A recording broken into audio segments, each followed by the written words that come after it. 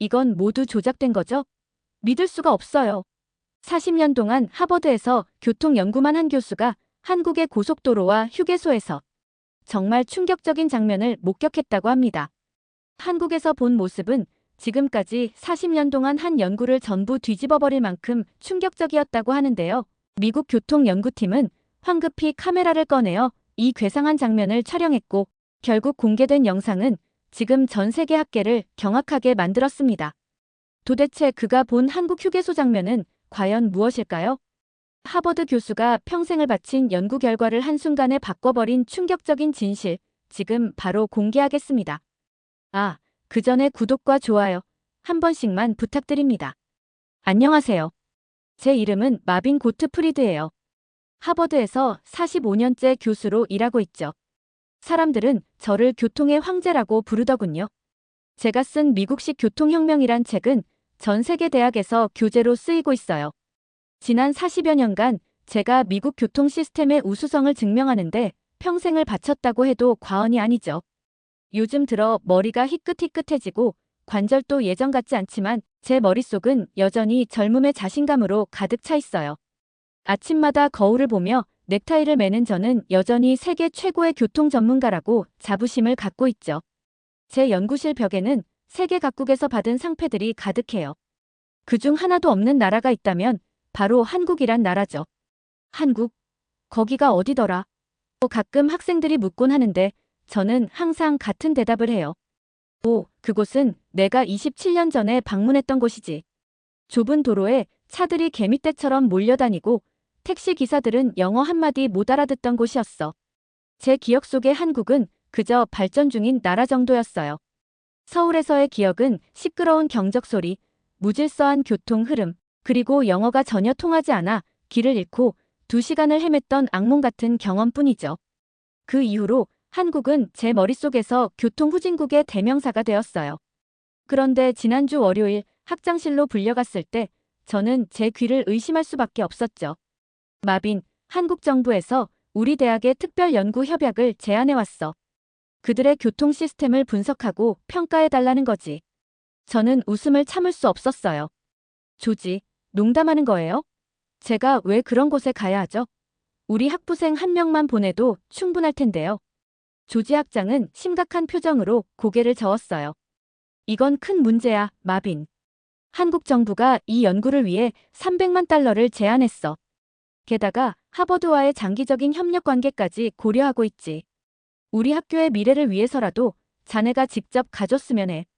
300만 달러라는 숫자에 저도 잠시 말문이 막혔어요. 하지만 곧 정신을 차리고 반박했죠. 그렇게 큰 돈을 들여서 뭘 알아내겠다는 거예요? 한국의 교통 시스템은 미국보다 최소 50년은 뒤처져 있다고요. 제가 27년 전에 직접 봤잖아요. 조지 학장은 이상하게도 미소를 지으며 컴퓨터 화면을 돌려 보여줬어요. 그럼 이건 어떻게 설명할 수 있겠나? 세계 교통 혁신 지수에서 한국이 작년에 미국을 추월했다네. 순간 제 얼굴이 화끈거렸어요. 헛소리예요. 그건 분명 조작된 데이터일 거예요. 학장은 고개를 저었죠. 국제교통학회에서 발표한 공식 자료야. 자네처럼 높은 명성을 가진 학자가 이런 데이터를 그냥 조작이라고 일축해버리는 건 좀 문제가 있지 않나? 저는 입술을 깨물었어요. 제가 회장으로 있는 국제교통학회의 데이터를 조작이라고 하는 건 제 발등을 찍는 일이었으니까요. 좋아요. 제가 직접 가서 확인해보죠. 그리고 그 데이터가 얼마나 잘못되었는지 증명해 보이겠어요. 집으로 돌아오는 길에 저는 내내 화가 나 있었어요. 한국에 다시 간다니 시간 낭비라는 생각밖에 들지 않았죠. 집에 도착하자마자 제 외동딸 사라에게 전화를 걸었어요. 사라는 보스턴의 다른 대학에서 환경공학 교수로 일하고 있죠. 아빠, 한국에 가신다고요? 정말 좋은 기회네요. 사라의 목소리는 기쁨으로 가득 차 있었어요. 무슨 소리야? 좋은 기회는 무슨? 그냥 시간 낭비라고. 저는 짜증을 내며 말했죠. 사라의 한숨 소리가 전화기 너머로 들려왔어요. 아빠, 항상 그러시네요. 새로운 것을 배울 기회가 왔는데 미리 판단부터 하시고. 한국은 27년 전과 완전히 달라졌어요. 제가 3년 전 학회 참석차 서울에 갔을 때 그들의 대중교통 시스템은 정말 놀라웠어요. 내가 뭘 안다고 그래? 제 목소리가 높아졌어요. 나는 40년 넘게 이 분야에서 일해왔어. 한국이 미국을 따라올 수 있을 리가 없어. 사라는 잠시 침묵했다가 조용히 말했어요. 아빠, 엄마가 돌아가신 후로 아빠는 점점 더 고집이 세져가고 있어요. 세상은 변했어요. 미국만이 최고라는 생각은 이제 버려야 해요. 제 아내 멜리사는 7년 전 갑작스러운 심장마비로 세상을 떠났어요. 그녀는 항상 제 고집을 부드럽게 누그러뜨릴 줄 아는 유일한 사람이었죠. 멜리사가 떠난 후 사라의 말처럼 저는 더 완고해졌는지도 몰라요. 사라의 말에 가슴 한편이 아려왔지만 전 여전히 고집을 꺾지 않았죠. 사라, 내 말을 들을 시간이 없구나. 내일부터 한국 방문 준비를 해야 해. 전화를 끊고 저는 오래된 앨범을 꺼냈어요. 27년 전 한국 방문 사진들이 있는 앨범이었죠. 사진 속 서울은 회색빛 건물들과 좁은 도로, 그리고 무질서해 보이는 교통체계로 가득했어요. 지금도 별반 다르지 않을 거야. 저는 중얼거렸죠. 다음 날 아침, 연구실에서 한국 방문 계획을 세우는데 제 조교인 토마스가 문을 두드렸어요. 교수님, 이번 한국 방문 관련 자료를 모아왔습니다.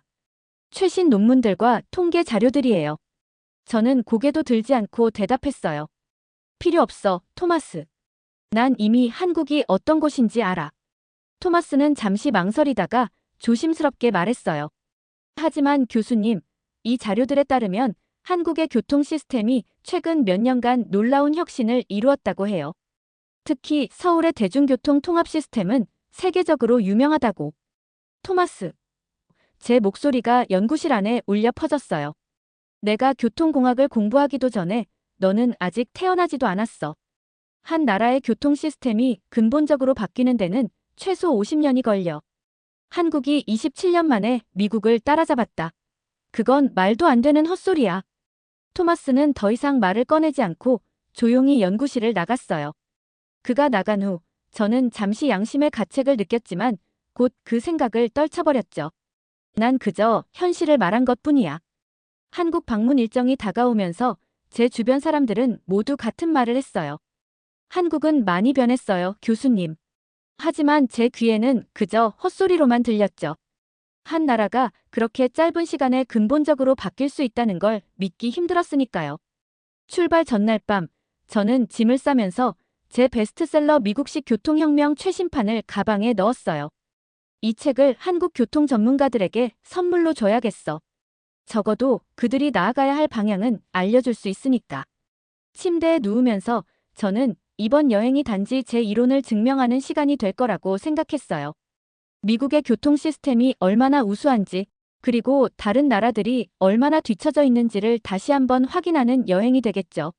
잠들기 전 마지막으로 한 생각은 이번 여행으로 내 책의 주장이 다시 한번 증명될 거야. 그리고 돌아와서 세계 교통 혁신 지수가 얼마나 잘못되었는지 비판하는 논문을 써야겠어. 였어요. 그때만 해도 저는 몰랐어요. 이 여행이 제 평생의 신념을 완전히 뒤집어 놓을 것이라는 사실을요. 그리고 그 변화의 시작이 바로 한국의 평범한 고속도로 휴게소에서 일어날 거라는 것도 말이에요. 다음 날 아침, 저는 일찍 일어나 마지막 짐을 챙겼어요. 집을 나서기 전 거울을 보며 넥타이를 고쳐맸죠. 마빈 고트프리드, 너는 세계 최고의 교통 전문가야. 그 누구도 내 권위에 도전할 수 없어. 저는 제 자신에게 속삭였어요. 그때만 해도 이 말이 곧 제 입에서 부끄러운 말이 될 줄은 전혀 몰랐답니다.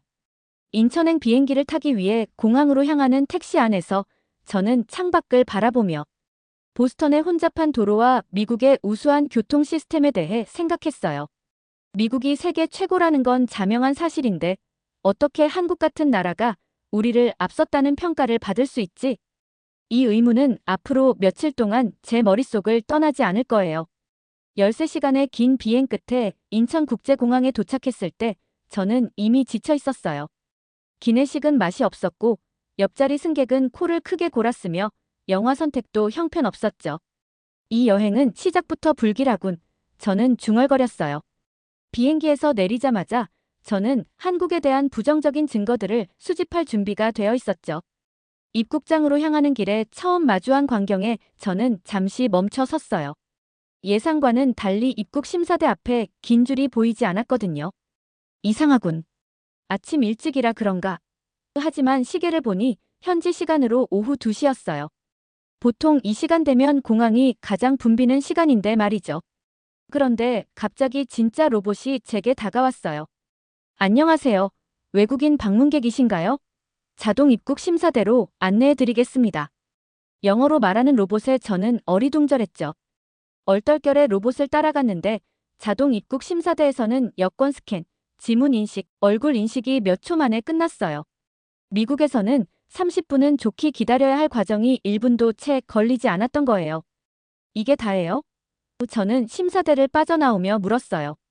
근처에 있던 공항 직원이 미소를 지으며 대답했죠.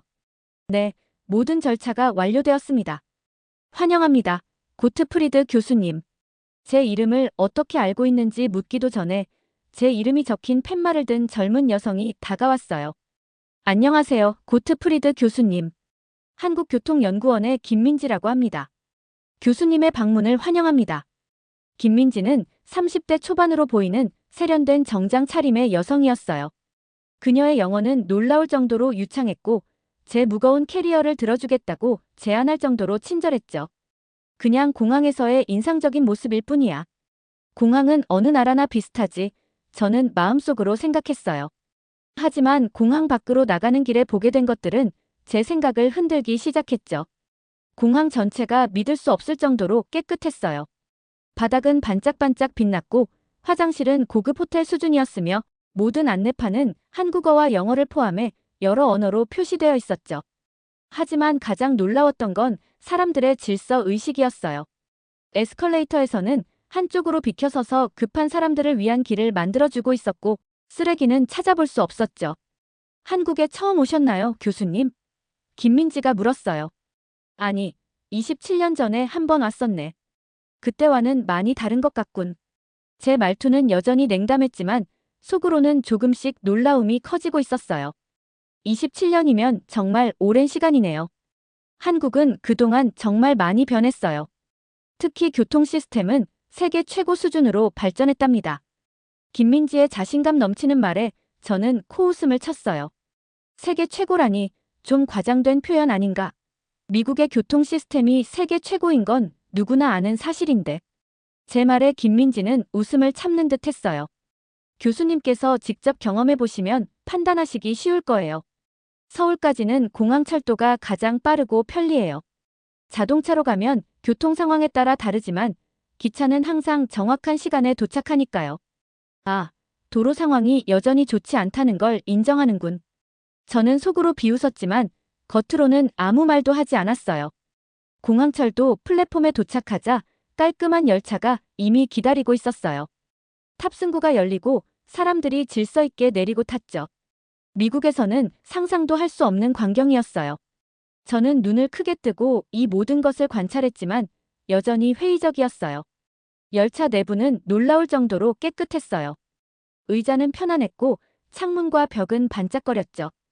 이런 모습을 미국에서 본 적이 없는데요. 열차가 이렇게 깨끗하다니. 저도 모르게 솔직한 감탄이 나왔어요. 김민지는 미소를 지었어요. 한국 사람들은 공공장소를 자신의 집처럼 생각하는 경향이 있어요. 그래서 자연스럽게 깨끗하게 유지되죠. 열차가 출발하자 창밖으로 서울로 향하는 풍경이 펼쳐졌어요. 고층 빌딩과 아파트 단지들, 그리고 중간중간 녹지 공간이 조화롭게 어우러져 있었죠. 27년 전 제가 보았던 한국의 모습과는 완전히 달랐어요.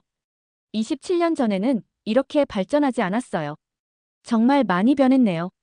솔직한 감상을 말했더니 김민지는 진지한 표정으로 한국의 빨리빨리 문화에 대해 설명해 주었어요.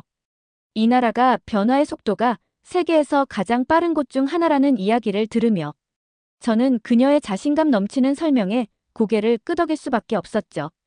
공항철도는 정확히 예정된 시간에 서울역에 도착했어요. 역에서 나와 김민지가 안내한 차를 보고 저는 또 한 번 놀랐죠. 세단 자체는 평범해 보였지만 내부에는 첨단 장비들이 가득했어요. 이것은 부분 자율주행 기능이 탑재된 최신형 전기차예요. 김민지가 자랑스럽게 설명했어요. 차에 탑승하자 그녀는 자율주행 보조 시스템을 활성화했고 앞차와의 거리를 자동으로 조절하는 모습을 보여줬어요. 한국에서는 자율주행 기술 개발에 적극적으로 투자하고 있어요. 아직 완전한 자율주행은 법적, 기술적 제약으로 인해 초기 단계지만 이런 부분 자율주행 기능은 이미 많은 차량에 탑재되어 있죠. 도로를 달리며 저는 신호등 시스템이 미국과 다르게 작동하는 것을 발견했어요. 이 신호등들은 평소와 좀 다르게 작동하는 것 같은데요. 김민지는 고개를 끄덕였어요. 좋은 관찰력이세요, 교수님. 이것은 한국의 여러 도시에서 시범적으로 도입하고 있는 AI 기반 교통 신호 제어 시스템이에요. 실시간 교통량을 분석해 신호 체계를 최적화하는 시스템이죠. 덕분에 교통 흐름이 한결 원활해졌어요. AI 기반 교통 신호 제어라. 미국에서도 일부 지역에서 시험 중이지만 아직 전면적으로 도입되지는 않았어. 저는 전문가로서의 면모를 보이려 했지만 사실 이런 시스템이 실제로 작동하는 것을 보니 놀라웠죠. 서울 시내를 지나며 저는 버스 전용 차로에 주목했어요. 이 버스 전용 차로는 꽤 효율적으로 보이는군요. 네, 서울의 버스 전용 차로 덕분에 출퇴근 시간에도 버스가 정체 없이 빠르게 이동할 수 있어요. 대중교통의 정시성을 높이는 데 큰 역할을 하고 있죠. 하지만 버스에 그렇게 많은 도로 공간을 할애하면 일반 차량들의 통행에 문제가 생기지 않나요? 저는 여전히 비판적인 질문을 던졌어요. 김민지는 침착하게 대답했어요. 처음에는 그런 우려가 많았죠. 하지만 결과적으로 버스 이용률이 높아지면서 도로 위 차량 수가 줄어들었어요. 그리고 남은 차량들도 전용차로 덕분에 버스와 뒤섞이지 않고 더 효율적으로 이동할 수 있게 되었죠. 점심시간이 되자 김민지는 저를 한 식당으로 안내했어요. 식사를 하면서도 저는 계속해서 질문을 던졌죠. 한국의 교통 시스템이 이렇게 발전한 이유가 뭐라고 생각하세요? 김민지는 진지하게 대답했어요. 제 생각에는 세 가지 요소가 있어요. 첫째, 정부의 장기적인 비전과 투자. 둘째, 첨단 IT 기술의 적극적인 도입. 셋째, 무엇보다 중요한 건 시민들의 협조와 참여예요. 시민들의 협조라. 그건 어떤 문화적 배경에서 오는 걸까요? 저는 정말로 궁금해졌어요. 한국 사회는 전통적으로 공동체 의식이 강해요. 개인의 편의보다 전체의 효율성을 중시하는 문화가 있죠. 물론 모두가 그런 건 아니지만 대체로 공공의 이익을 위해 약간의 불편함을 감수하는 경향이 있어요. 식사를 마치고 김민지는 저를 서울의 교통관제센터로 안내했어요. 그곳에서 저는 서울의 스마트 교통 시스템의 핵심을 볼 수 있었죠. 거대한 스크린에는 서울 전역의 실시간 교통 상황이 표시되고 있었고 엔지니어들은 AI 기반 시스템을 통해 교통 흐름을 모니터링하고 있었어요. 이 시스템은 도로 곳곳에 설치된 센서와 CCTV, 그리고 차량 GPS 데이터를 종합해 실시간으로 교통 상황을 분석해요. 그리고 이 데이터를 바탕으로 신호등 주기를 자동으로 조절하고 우회 경로를 제한하며 사고나 공사 정보를 운전자에게 즉시 알려주죠. 미국에서는 이런 통합 시스템이 아직 전면적으로 도입되지 않았는데 정말 인상적이군요. 저도 모르게 솔직한 감탄이 나왔어요. 김민지는 미소를 지으며 설명했어요. 한국은 IT 기술을 교통 시스템에 적극적으로 접목해왔어요. 수많은 시행착오를 거쳐 지금의 시스템을 구축했고 여전히 개선을 위해 노력하고 있죠. 관제센터를 나오면서 저는 머릿속이 복잡했어요. 지금까지 본 한국의 교통 시스템은 확실히 제가 알고 있던 것과 달랐죠. 기술적으로 미국보다 앞서 있는 부분이 분명히 있었어요. 하지만 저는 여전히 의구심을 버릴 수 없었죠. 이건 분명 서울 중심부에만 해당되는 거야. 외곽으로 가면 상황이 달라질 거야. 그렇게 생각하며 저는 다음 일정을 기다렸어요. 그날 저녁 호텔방으로 돌아온 저는 딸 사라에게 전화를 걸었어요. 사라, 오늘 서울을 둘러봤는데 솔직히 말하면 예상보다는 인상적이었어. 우와, 아빠가 그런 말을 하다니 놀랍네요.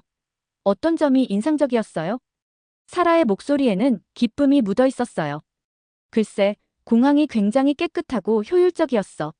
그리고 대중교통 시스템. 뉴욕이나 보스턴보다 훨씬 잘 정비되어 있더군. 하지만 이건 서울 중심부일 뿐이야. 내일 외곽 지역을 갈 예정인데 그곳에서 진짜 모습을 볼 수 있을 거라고 생각해. 사라는 한숨을 쉬었어요. 아빠, 왜 항상 부정적인 면을 찾으려고 하세요? 좋은 점을 인정하는 게 그렇게 어려운가요? 나는 객관적인 평가를 하고 있을 뿐이야. 내일 더 많은 것을 볼 수 있을 거고 그때 가서 판단하겠어. 저는 고집스럽게 대답했어요. 전화를 끊고 창밖을 바라보니 서울의 밤 풍경이 펼쳐져 있었어요. 빛나는 고층 빌딩들과 그 사이로 흐르는 한강, 질서 있게 움직이는 차량들. 27년 전과는 완전히 다른 모습이었죠. 내일은 어떤 모습을 보게 될까? 저는 중얼거리며 침대에 누웠어요. 비록 아직도 의심이 남아 있었지만 첫날의 경험은 저의 굳게 닫힌 마음의 문을 조금씩 열기 시작했답니다. 하지만 진짜 놀라움은 다음 날 시작될 거였죠. 잠들기 전 마지막으로 떠오른 생각은 아마도 내가 27년간 너무 한 곳에만 머물러 있었나? 였어요. 이런 자기의심은 저에게는 매우 드문 일이었죠. 아마도 한국은 이미 저에게 작은 변화를 가져오고 있었던 것 같아요. 다음 날 아침, 저는 일찍 일어나 창밖을 내다봤어요. 서울의 아침 풍경이 눈부시게 펼쳐져 있었죠. 호텔 로비에서 김민지를 만났는데 그녀는 활기찬 미소로 저를 맞이했어요. 안녕하세요, 교수님. 오늘은 서울 외곽과 고속도로 시스템을 보여드릴 예정이에요. 어제 말씀하신 대로 중심부가 아닌 곳도 살펴보시죠. 저는 고개를 끄덕였어요. 좋아요. 외곽에서는 어떤 모습을 볼 수 있을지 기대되는군요. 제 목소리에는 여전히 의심이 묻어 있었지만 솔직히 말하면 어제의 경험이 저를 조금 흔들어 놓은 건 사실이었죠. 차에 올라 서울을 빠져나가는 길에 교통 흐름이 놀라울 정도로 원활한 것을 느꼈어요. 출근 시간대임에도 극심한 정체가 보이지 않았죠. 출근 시간인데 생각보다 교통이 혼잡하지 않네요. 저도 모르게 말했어요. 김민지는 설명했어요. 서울은 대중교통 이용률이 매우 높아요. 지하철과 버스가 잘 연결되어 있어서 많은 사람들이 자가용 대신 대중교통을 이용하죠. 덕분에 도로 위 차량 수가 상대적으로 적어요. 고속도로 입구에 도착했을 때 신기한 광경을 목격했어요. 톨게이트 앞에서 차들이 속도를 거의 줄이지 않고 그대로 통과하는 모습이었죠. 미국에서는 고속도로 톨게이트마다 정차에 돈을 내거나 이지패스를 인식시켜야 하는데 여기서는 차들이 60km 정도의 속도로 그냥 지나갔어요. 이게 무슨 시스템인가요? 저는 놀라움을 감추지 못했어요. 한국의 하이패스 시스템이에요. 차량 안에 작은 단말기를 설치하면 무선으로 자동 결제가 이루어져요. 특히 놀라운 건 보급률이에요. 자동차 대부분이 하이패스를 사용하고 있어요. 미국의 이지패스보다 훨씬 효율적으로 보이는군요. 저는 인정할 수밖에 없었어요. 고속도로를 달리는 동안 도로 상태가 매우 양호하다는 점도 인상적이었어요. 미국의 많은 고속도로는 노후화로 패인 곳이 많은데 이곳은 아스팔트가 매끈했어요. 잠시 후 김민지가 말했어요. 이제 휴게소에 들러볼까요? 점심도 먹고 좀 쉬었다 가면 좋을 것 같아요. 저는 미국의 고속도로 휴게소를 떠올리며 기대 없이 좋아요라고 대답했어요. 미국의 휴게소는 대부분 간단한 음식점과 화장실이 전부인 경우가 많거든요. 휴게소에 도착해 차에서 내리자마자 저는 놀라움을 금치 못했어요. 눈앞에 펼쳐진 건 마치 작은 쇼핑몰 같은 곳이었죠. 다양한 음식점, 편의점, 지역 특산품 판매장, 심지어 약국까지 있었어요. 수유실, 수면실, 샤워실 같은 편의 시설도 갖춰져 있었고요. 이게 정말 고속도로 휴게소인가요? 저는 믿을 수 없다는 듯이 물었어요. 김민지는 웃으며 대답했어요. 네, 한국의 평범한 고속도로 휴게소예요. 특별한 곳이 아니라 전국 어디서나 볼 수 있는 일반적인 휴게소랍니다. 화장실에 들어갔을 때 저는 또 한 번 충격을 받았어요. 미국의 고속도로 휴게소 화장실은 종종 청결 상태가 좋지 않은데 이곳은 마치 고급 호텔의 화장실처럼 깨끗하고 정돈되어 있었죠. 식당 구역으로 가자 다양한 한국 음식들이 진열되어 있었어요. 김민지의 추천으로 비빔밥을 시도해봤는데 맛있었어요. 식사를 마친 후 휴게소를 둘러보면서 저는 사람들의 행동을 관찰했어요. 누구나 쓰레기를 분리수거함에 정확히 분류해서 버리고 식사 후에는 식판을 정해진 곳에 가져다 놓는 등 자발적으로 질서를 유지하고 있었죠. 이런 모습은 미국의 휴게소에서는 상상하기 어려운 광경이었어요. 저는 불현듯 카메라를 꺼내 사진을 찍기 시작했어요. 김민지가 놀란 표정으로 물었어요. 교수님, 무슨 사진을 그렇게 열심히 찍으세요? 이건 내 40년 연구 경력에 새로운 장을 열어줄지도 모르는 순간이야.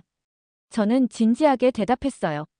미국의 고속도로, 휴게소와 비교하면 이건 마치 다른 행성의 시설 같아. 차로 돌아가는 길에 저는 생각에 잠겼어요. 이 휴게소 하나만으로도 제가 그동안 가지고 있던 한국에 대한 선입견이 얼마나 잘못되었는지 깨닫게 되었죠. 미국의 교통 시스템이 세계 최고라는 제 오랜 신념이 흔들리기 시작했어요. 다시 고속도로에 진입했을 때 갑자기 앞에서 구급차 사이렌 소리가 들렸어요. 그런데 놀라운 일이 벌어졌습니다. 구급차가 접근하자 주변 차들이 일제히 길을 비켰어요. 마치 계획된 것처럼 모든 차량이 질서 있게 구급차를 위한 길을 만들어줬죠. 이건 또 뭐죠? 저는 경이로움을 감추지 못했어요.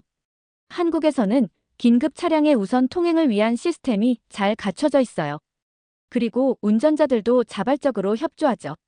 그날의 경험은 제 마음속에 깊은 인상을 남겼어요. 호텔로 돌아오는 길에 저는 김민지에게 솔직하게 물었죠. 한국이 이렇게 발전한 비결이 뭐라고 생각하나요? 그녀는 잠시 생각하더니 대답했어요. 아마도 함께라는 가치를 중요하게 여기기 때문일 거예요. 개인의 편리함보다 공동체의 효율성을 더 중시하는 문화가 교통 시스템에도 반영된 것 같아요. 그날 밤 호텔방에서 저는 제가 찍은 휴게소 사진들을 다시 보며 깊은 생각에 잠겼어요. 특히 한 장의 사진이 제 시선을 사로잡았죠. 깨끗하게 정돈된 휴게소 내부와 질서 있게 줄을 서 있는 사람들의 모습이 담긴 사진이었어요. 이 한 장의 사진이 내 모든 이론을 무너뜨릴지도 모르겠군. 저는 중얼거렸어요. 침대에 누워 천장을 바라보며 내일은 어떤 놀라움이 기다리고 있을지 생각했답니다. 다음 날 아침, 저는 평소보다 일찍 일어났어요. 머릿속에는 전날 본 휴게소와 도로 위에서 구급차를 위해 길을 만들어주던 차량들의 모습이 아직도 선명했죠. 창밖으로 서울의 아침 풍경을 바라보며 저는 점점 궁금증이 커졌어요. 이 나라의 교통 시스템이 이렇게 효율적인 비결은 뭘까? 호텔 로비에서 김민지를 만났을 때 저는 어제와는 다른 모습이었어요. 냉소적인 표정 대신 호기심 가득한 얼굴로 그녀를 맞이했죠. 좋은 아침이에요, 민지 씨. 오늘은 어디로 가나요? 김민지는 제 달라진 태도에 살짝 놀란 듯 했지만 곧 미소를 지었어요. 오늘은 좀 특별한 곳으로 안내해 드릴게요. 대도시가 아닌 작은 도시의 교통 시스템과 특히 보행자와 자전거 이용자들을 위한 시설들을 보여드리고 싶어요. 차를 타고 서울을 벗어나는 동안 저는 끊임없이 질문을 던졌어요. 한국의 교통 신호 체계는 어떻게 작동하나요? AI가 정말로 실시간으로 교통 흐름을 분석하나요? 하이패스 시스템의 기술적 원리는 무엇인가요? 김민지는 인내심을 갖고 모든 질문에 상세히 답변해 주었어요. 그녀의 설명을 들으며 저는 점점 더 감탄하게 되었죠. 한국의 교통 시스템은 단순한 기술적 우수성을 넘어 철저한 계획과 지속적인 개선의 결과물이었던 거예요. 중소도시에 도착했을 때 저희는 차를 주차하고 도보로 둘러보기 시작했어요. 제가 가장 먼저 눈에 띈 것은 횡단보도였죠. 신호가 바뀌자 모든 차량이 완전히 정지했고 보행자들은 안전하게 길을 건널 수 있었어요. 미국에서는 보행자 신호가 켜져도 종종 차들이 멈추지 않거나 서두르는 경우가 많은데 여기서는 모두가 규칙을 정확히 지키네요. 제가 놀라움을 표현하자 김민지는 고개를 끄덕였어요. 한국의 교통 문화에서는 보행자 안전이 최우선이에요. 특히 최근 몇 년간 사람 중심 교통 개념이 중요해졌죠. 계속 걸으면서 저희는 자전거 전용 도로도 살펴봤어요. 도로와 완전히 분리된 자전거 도로가 도시 전체를 연결하고 있었고 곳곳에 공공 자전거 대여 스테이션이 설치되어 있었죠. 이런 자전거 인프라가 미국의 대부분 도시에는 없어요. 정말 인상적이네요. 제가 말했어요. 학교 근처를 지나게 되었을 때 또 다른 놀라운 광경을 목격했어요. 학교 앞 도로에는 스쿨존이라는 어린이 보호구역이 설치되어 있었고 모든 차량이 자발적으로 속도를 현저히 줄여 조심스럽게 운전하고 있었죠. 여기 운전자들은 왜 이렇게 조심스럽게 운전하나요? CCTV 때문인가요? 제가 물었어요. 김민지가 설명했어요. 물론 CCTV도 있지만 더 중요한 건 운전자들의 자발적인 안전의식이에요. 한국에서 어린이 교통 안전은 최우선 가치예요. 어린이 보호를 위한 법적 장치도 강화되었지만 더 중요한 건 시민들의 인식이죠. 노인복지관 앞을 지나갈 때도 비슷한 모습을 볼 수 있었어요. 차량들이 천천히 지나가는 노인들을 인내심 있게 기다려주는 모습이 인상적이었죠. 미국에서는 상상하기 어려운 광경이에요. 저는 중얼거렸어요. 점심을 먹기 위해 작은 식당에 들어갔을 때 김민지는 한국의 교통 문화에 대해 더 자세히 설명해 주었어요. 한국의 교통 시스템은 단순한 도로와 차량의 관리를 넘어 사람들의 일상생활 질을 높이는 데 중점을 두고 있어요. 사람이 먼저라는 철학이 모든 교통 정책의 바탕이 되죠. 그런데 어떻게 이런 문화가 형성된 거죠? 미국에서는 자동차 중심 문화가 너무 강해서 바꾸기 어려워요. 제가 진지하게 물었어요. 김민지는 생각에 잠긴 듯 했다가 대답했어요. 한국은 급속한 도시화와 경제 발전 과정에서 많은 교통 문제를 겪었어요. 그 과정에서 깨달은 거죠. 단순히 도로를 넓히고 차량을 늘리는 것보다 사람들이 어떻게 더 안전하고 편리하게 이동할 수 있을지를 고민하는 게 중요하다는 것을요. 식사를 마치고 나오는 길에 갑자기 도로 한복판에서 한 차량이 고장났어요. 미국이었다면 큰 교통 체증이 발생했겠지만 놀랍게도 단 몇 분 만에 긴급 출동 차량이 도착해 신속하게 차를 견인했어요. 교통 흐름을 빠르게 정상화하는 게 중요하니까요. 그날 하루 동안 제가 본 것은 단순한 첨단 기술이 아니었어요. 기술과 사람이 조화롭게 어우러진 교통 문화였죠. 미국에서는 자동차가 주인공이라면 한국에서는 사람이 교통 시스템의 중심이었어요. 보행자를 배려하고 어린이와 노약자를 보호하며 서로를 존중하는 문화가 만들어낸 안전한 교통 환경이었죠. 호텔로 돌아오는 길에 저는 깊은 생각에 잠겼어요. 한국의 교통 시스템은 단순히 기술 선진국의 모습을 넘어 문화 선진국의 면모를 보여주고 있었거든요. 이런 측면은 제가 평생 연구해온 분야에서 한 번도 진지하게 고려해 본 적이 없었던 부분이었어요. 마빈, 당신은 40년 동안 무엇을 연구해왔나? 저는 스스로에게 물었어요. 그리고 그 순간 제 마음속 깊은 곳에서 변화가 시작되고 있었답니다. 한국에서의 마지막 날, 저는 아침 일찍 창가에 서서 서울의 풍경을 바라보았어요. 일주일 전만 해도 이 나라에 대한 편견으로 가득 찼던 제 마음이 이제는 존경과 호기심으로 바뀌어 있었죠. 캐리어를 정리하면서 저는 가장 중요한 물건 하나를 맨 위에 올려놓았어요. 바로 제가 찍은 휴게소 사진들이었답니다. 김민지와 마지막 미팅을 가지면서 저는 솔직한 제 감정을 전했어요. 민지 씨, 이번 방문은 저에게 큰 깨달음의 시간이었어요. 한국의 교통 시스템이 단순한 기술 이상의 것임을 알게 되었죠. 그것은 사람 중심의 철학과 문화였어요. 김민지는 미소 지으며 감사하다고 했죠. 공항으로 향하는 길에 그녀는 작은 선물을 건넸어요. 한국의 전통 부채였는데 사람이 먼저라는 문구가 한글과 영어로 적혀 있었답니다.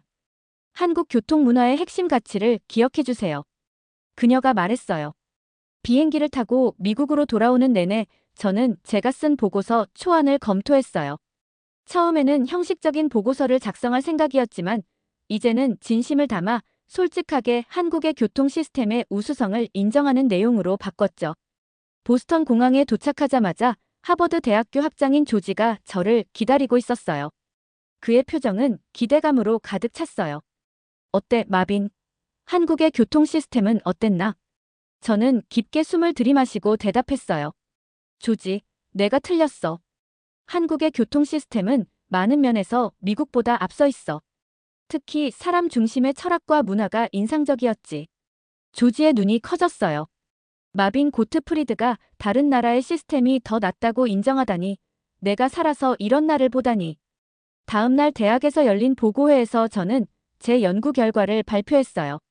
제가 찍은 휴게소 사진 한 장을 크게 확대해서 보여주며 말했죠. 이 한 장의 사진이 내 40년 교통 이론의 기반을 흔들었습니다. 한국에서 본 것은 단순한 효율적 시스템이 아닌 사람을 존중하는 문화가 만들어낸 교통 환경입니다. 발표가 끝난 후 저는 딸 사라에게 전화했어요. 살아. 내가 옳았어. 아빠가 너무 고집스러웠던 것 같아. 한국에서 배운 건 교통 시스템만이 아니야. 열린 마음의 중요성을 배웠지. 사라의 목소리에서 감동이 묻어났어요. 아빠, 정말 자랑스러워요. 변화를 받아들이는 건 쉽지 않은데 이렇게 솔직하게 인정하시다니. 지금은 하버드와 한국교통연구원 간의 협력 프로젝트가 시작되었고 저는 매년 한국을 방문하고 있어요. 제 연구실 벽에는 그 유명한 휴게소 사진이 걸려 있고 학생들에게 항상 말해요. 진정한 혁신은 열린 마음에서 시작됩니다. 제가 평생 고집했던 신념을 바꿔준 이 휴게소 사진처럼 말이죠. 이제 제 이름은 교통의 황제가 아닌 교통 문화의 다리를 놓는 사람으로 불리게 되었답니다. 가끔은 과거의 고집스러운 모습이 부끄럽기도 하지만 변화할 수 있었다는 사실이 더 큰 자부심으로 다가오는 것 같아요. 지금까지의 사연 어떻게 들으셨나요? 재밌게 들으셨다면 댓글 한 번씩 부탁드릴게요. 다음에 더 재밌는 사연으로 돌아오겠습니다. 구독과 좋아요 부탁드려요. 감사합니다.